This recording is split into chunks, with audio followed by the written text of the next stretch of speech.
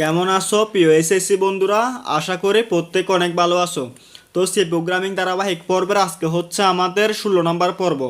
তো আজকে আমরা দেখব হচ্ছে সি প্রোগ্রামিংয়ের মাধ্যমে কিভাবে বৃত্তের ক্ষেত্রফল নির্ণয় করা যায়। তো এটা হচ্ছে আমি দুইটা নিয়মে দেখাবো। তো আমি সবাইকে অনুরোধ করব সবাই ভিডিওটি না টেনে মনোযোগ সহকারে দেখার জন্য, ঠিক আছে? তো চলো শুরু করা যাক। তো বৃত্তের ক্ষেত্রফল নির্ণয়ের জন্য আমাদের একটা সূত্র আছে, সেটা হয়তো বা তোমরা সবাই জানো। সেটা হচ্ছে কি আমাদের পাই আর স্কোয়ার। তো পাই আর স্কোয়ারের পরে আমাদের হচ্ছে পায়ের মান কত? 3.1416, ঠিক আছে? তো আমরা চলো সরাসরি প্রোগ্রামিংয়ের মাধ্যমে দেখি, প্র্যাকটিক্যালি দেখলে ব্যাপারটা বুঝতে সহজ হবে। তাহলে আমরা এখানে কি নিব? হ্যাশ ইনক্লুড stdio.h, এই হেডার ফাইলটা নিলাম। এরপর আমরা নিব ইন্টিজার মেইন। আচ্ছা, এরপর হচ্ছে আমরা এখান থেকে কার্লি ব্রেসেস দিব। কার্লি ব্রেসেস দেওয়ার পরে আমরা ভেরিয়েবল নিব। ভেরিয়েবলটা যেহেতু মানগুলো আমাদের দশমিকে আসতে পারে, সেজন্য আমরা ডাবল বা ফ্লোট নিব। আমি এখানে ডাবল নিয়ে করতেছি, ঠিক আছে? আচ্ছা, এখন হচ্ছে ডাবল নামের একটা আর নামের ভেরিয়েবল নিলাম। তোমরা চাইলে কি দিতে পারো? রেডিয়াস দিতে পারো, রেডিয়াস দিতে পারো। আমি সংক্ষেপে কি দিলাম? আর দিলাম। আচ্ছা, এরপর আমরা আরেকটা ভেরিয়েবল নিব, সেটার নাম দিলাম আমরা কি? এরিয়া। আচ্ছা, এবার হচ্ছে আমরা ইউজারদেরকে কি বলবো? ব্যাসার্ধ, ব্যাসার্ধ দেওয়ার জন্য, মানে রেডিয়াস দেওয়ার জন্য। মানে এখানে আর মানে কি বোঝাচ্ছে? রেডিয়াস। তাহলে আমরা এখানে প্রিন্ট এফে কি বলবো? প্রিন্ট এফে ডাবল কোটেশনের ভিতরে লিখে দিব enter the radius of the circle, ঠিক আছে? এরপর হচ্ছে আমরা কমা দিয়ে সেমিকোলন দিয়ে এটাকে টার্মিনেট করে দিব। এরপর আমরা ইনপুট নিব। রেডিয়াসটা ইনপুট নেওয়ার জন্য আমরা ইউজ করবো কি? Scan F. স্ক্যান এফের ভিতরে আমরা ডাবল কোটেশনের ভিতরে কি দিব? এখন কিন্তু আমরা পার্সেন্ট ডি দিব না, যেহেতু এটা ডাবল টাইপের।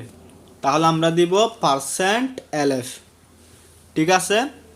এরপর হচ্ছে আমরা কি করব? কমা দিয়ে ভেরিয়েবলের নামটা দিয়ে দিব।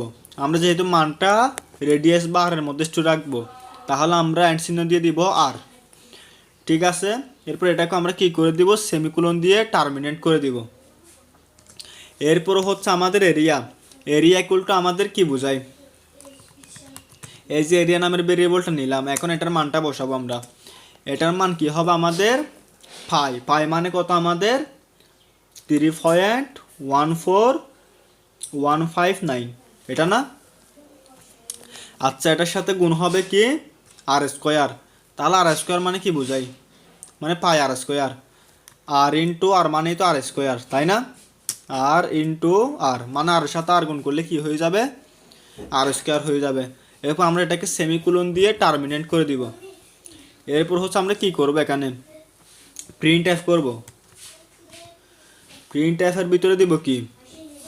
ডাবল কোটেশনের ভিতরে লিখে দিতে পারি the area of the circle is, দেওয়ার পর আমরা কি দিব? Percent LF.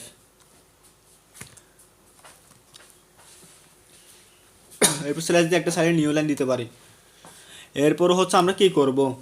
কমা দিয়ে আমাদের ভেরিয়েবলের নামটা দিয়ে দিব, ঠিক আছে? এরপর সেমিকোলন দিব এখানে। এখন যদি আমি কোডটাকে রান করি, যেমন দিলাম আমি হচ্ছে রেডিয়াস দিলাম 7। এখন দেখি দ্য এরিয়া হতো সার্কেল ইজ 153 দশমিক। এখানে অনেকগুলো সংখ্যা আসছে, আমি চাচ্ছি দশমিকের পরে কয়টা সংখ্যা আসবে? 7টা সংখ্যা আসবে। তাহলে আমরা এখানে দিব হচ্ছে কি? 4LF। এখন যদি আমি কোডটাকে রান করি, যেমন দিলাম 8, ঠিক আছে? 201 দশমিক এটা দেখাচ্ছে। আচ্ছা, এই জিনিসটা চাইলে আরেকভাবে করা যায়। সেটা হচ্ছে কিভাবে? আমরা এখানে আরেকটা হেডার ফাইল নিব, সেটা হচ্ছে হ্যাশ ইনক্লুড math.h।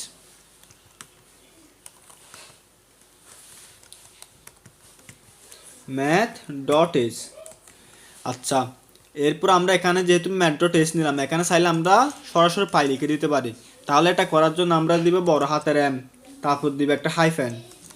হাইফেন দেওয়ার পরে বান্ডারস্কোর বলি আর কি আমরা, ঠিক আছে? বড় হাতের পিআই লিখে দিব।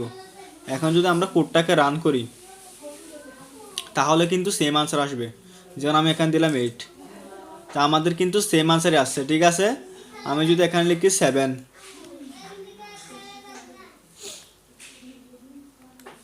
তাহলে 7 আসবে। আচ্ছা, এখানে কিন্তু দশমিকের পর অনেকগুলো সংখ্যা এসে গেছে, আমি চাচ্ছি 4টা বা 2টা দেখবো। তাহলে আমরা এখানে লিখে দেবো 12f. এখন দশমিকের পর কয়টা সংখ্যা আসবে? 2টা সংখ্যা আসবে, যেমন 7 দিলাম। ঠিক আছে, আশা করি তোমরা সবাই বুঝতে পেরেছো। যদি না বুঝে থাকো অবশ্যই আমাকে কমেন্ট করে জানাবে। সবাই ভালো থাকবে, সুস্থ থাকবে, আল্লাহ হাফেজ।